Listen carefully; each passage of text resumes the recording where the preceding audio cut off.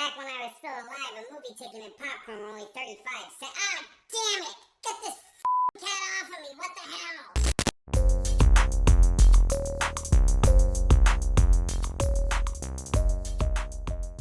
Hey, welcome to O.Chaplins Picks, where I need to watch movies like a zombie needs to eat brains. And when I watch movies, I'm very much like a zombie. So I need to get my fix of movies, not brains. And of course, I have my co-host with me, Mikey. God, I need to get out of here. Mikey and I went out and saw Predator Badlands in the movie theater. I've been hyped up for this movie for quite some time, ever since I saw the initial trailer. I'm a big fan of the original Predator movie with Arnold Schwarzenegger. I'm also a fan of the sequel with Danny Glover, and I did enjoy Prey that came out in 2022, which is by the same director, Dan Trachtenberg. I wasn't sure what to expect from this movie, but I was hoping it was going to be good since Prey was really good.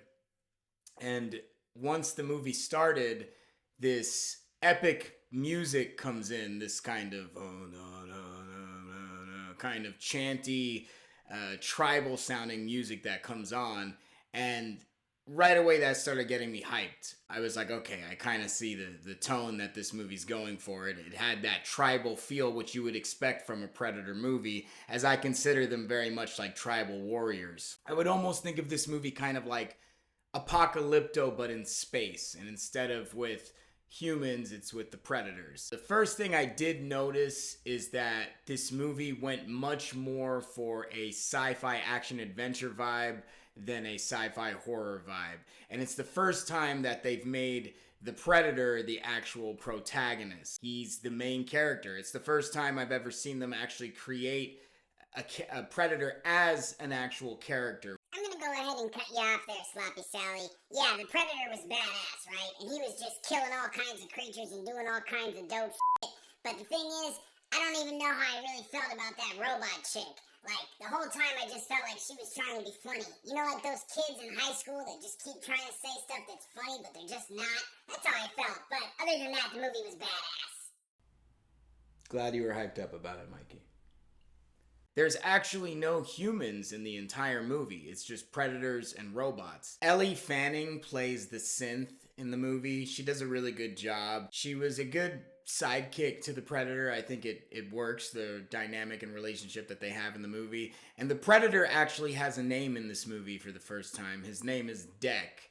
Deck does speak a lot of his own language in this movie, and it's a very kind of alien tribal sounding language, and he has a really deep voice, and they do use subtitles for when he talks. So that was something definitely new. I wasn't used to seeing a Predator talking a lot in any of the other previous Predator movies, so that was pretty cool. It definitely added to the world that they created. Another thing I liked about the movie was the inclusion of Weyland-Yutani. You know, the company from all the Alien movies is a pretty big part of this movie, and they definitely kept it true to the nature of Weyland-Yutani. You know, it's a very cold corporate kind of company that cares about nothing more than just getting these organisms at all costs.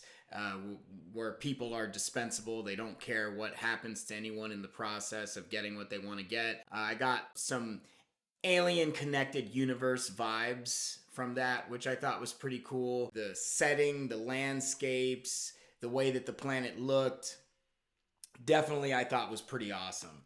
And seeing the Predator thrown into this planet and just having to kind of deal with all of this dangerous stuff around him. And he's essentially more of a rookie Predator, so he hasn't fully gotten his bones yet, so to speak. So he's in there, and he's on a mission to prove himself. Basically, he's trying to prove himself to the rest of his Predator clan.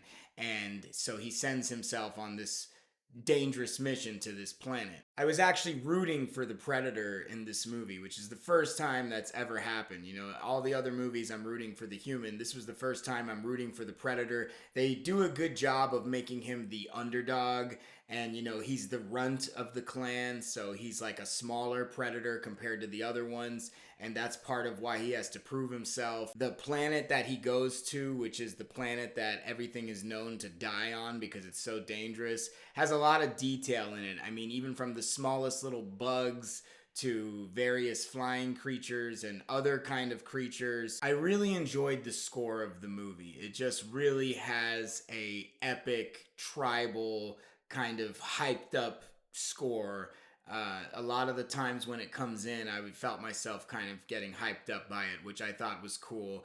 And they have so many just awesome kills that the Predator does in the movie. It's not really a gory movie because since there are no humans, you don't ever see any red blood. It's not really gory in that sense, and I think that's how they got away with the PG-13 rating, which I wasn't sure how I felt about going in when I found out it was PG-13, but I think they did a good job with the rating and they were able to pull it off. I'm really curious to see where they would go with the franchise going forward, with the new vibe that they established and the new world of the Predator. They do end it in a sense to open it up for a sequel, so I'm wondering how they would extend on this Predator universe and if they're going to keep it as this sci-fi adventure vibe or if they're going to go back to the horror vibe. I think it was worth it seeing it on the big screen because it is visually stunning. It has epic sound, epic music, epic battles, a lot of action, and I truly felt immersed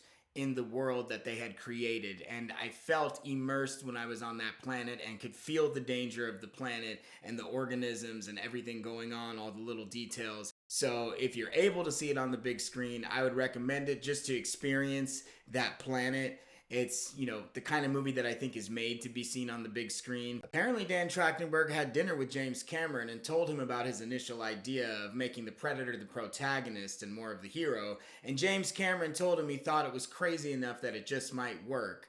And apparently upon seeing the film, James Cameron told Dan Trachtenberg that he did in fact pull it off. So I'm going to give it 4 out of 5 brains. It was very enjoyable. I would definitely watch it again. I'm just not giving it 5 brains because I did miss some of the horror elements of the original Predator, and I still feel that the original Predator is the best one in the franchise, and that is one that I would give 5 brains. You giving 5 brains to something, you barely have 1 brain. I'm the real mastermind behind this operation. The people need to know I tell you what to say. I'm the brainiac. He's an asshole. Thanks again for checking out O.Chaplins Picks, where I need to watch movies like a zombie needs to eat brains. So I'm going to go get more of my fix and watch some movies, not eat brains. And hopefully Mikey's not going to talk too much over there. See you next time.